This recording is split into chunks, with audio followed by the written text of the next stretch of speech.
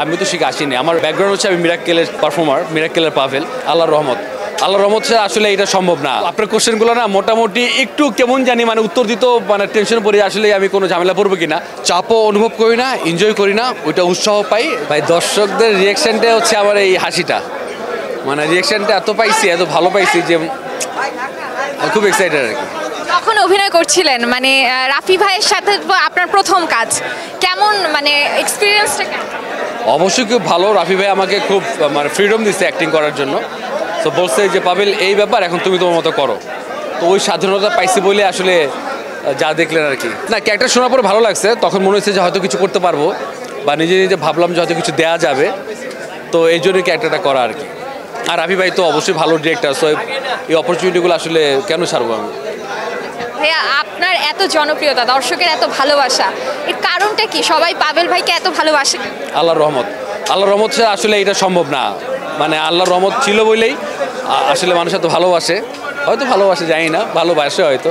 আমিও আমার দর্শকদেরকে অনেক ভালোবাসি, এটাও একটা আল্লাহর রহমত, আর কিছু না। আলহামদুলিল্লাহ। চাপও অনুভব করি না, এনজয় করি না, ওইটা উৎসাহ পাই, যে মনে হয় যে না আরও ভালো কিছু করতে হবে, ভালো কাজ করতে হবে, এই তো। সামনে কি আপনাকে সিনেমায় দেখবো? আমি এখনই তাহলে ডিক্লেয়ার বলে দিই, মানে বলি যে আমি যদি কখনো সিনেমা করি, সেটা আমি চাই আমার মেন্টর কাজল আহমেদ অমি ভাইয়ের অ্যাকশনই হোক। সো আর কি, এখন আর কিছু জানি না। তো সামনে কি ব্যাচেলার পয়েন্ট আসছে? সামনে ফেব্রুয়ারিতে অবশ্যই আপনারা আবারও আসবেন, দেখা হবে হাউস সুইটে। এটা হচ্ছে বড় কথা। হাউস সুইটটাও খুব ভালো হয়েছে, আশা করি আপনারা ওইটাও খুব মজা পাবেন। আপু, আমি না আজকের কাজটা নিয়ে কথা বলতে চাচ্ছি, আর বিতর্ক কিছুই না। সবাই ওনাকে পছন্দ করে, ভালোবাসে, ওনার কাজটাকে পছন্দ করে। আমিও চাই ভাই সুস্থভাবে অনেক অনেক বছর বাঁচুক, ইনশাল্লাহ। ভাইয়া এই ইন্ডাস্ট্রিতে অনেক কিছুই দিবে।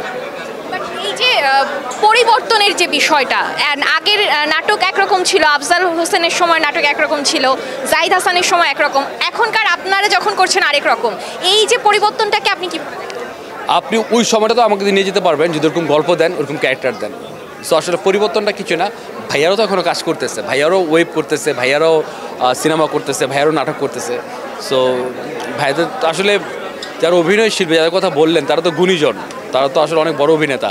তারা যতদিন বাঁচবে, আল্লাহ বাঁচিয়ে রাখুক সারা জীবন, তাদেরকে আমিও তো চাই সুস্থভাবে বেঁচে থাকুক ভাইয়ারা।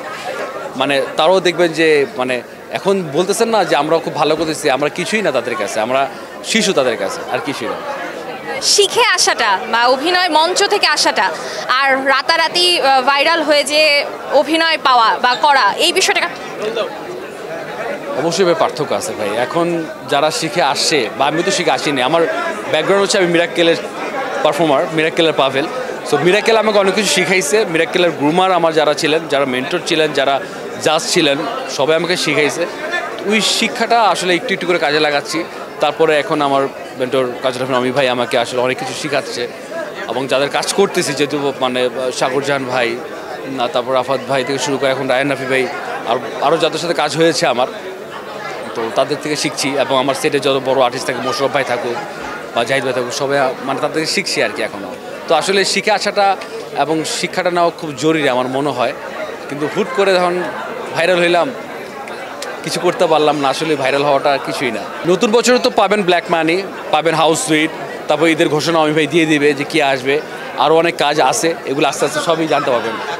ভাই আমার শেষ প্রশ্ন, আপনি বর্তমানে প্রচুর কাজ করছেন, প্রচুর আপনার কাজ প্রশংসিত হচ্ছে, বাট ইন্ডাস্ট্রিতে একটা কথা আছে যে সিন্ডিকেট মেনটেন না করলে কাজ পাওয়া যায় না বা নিয়মিত কাজ থাকে না। আপনি কি এই ধরনের পরিস্থিতির শিকার কখনো হয়েছেন বা ফেস করেছেন?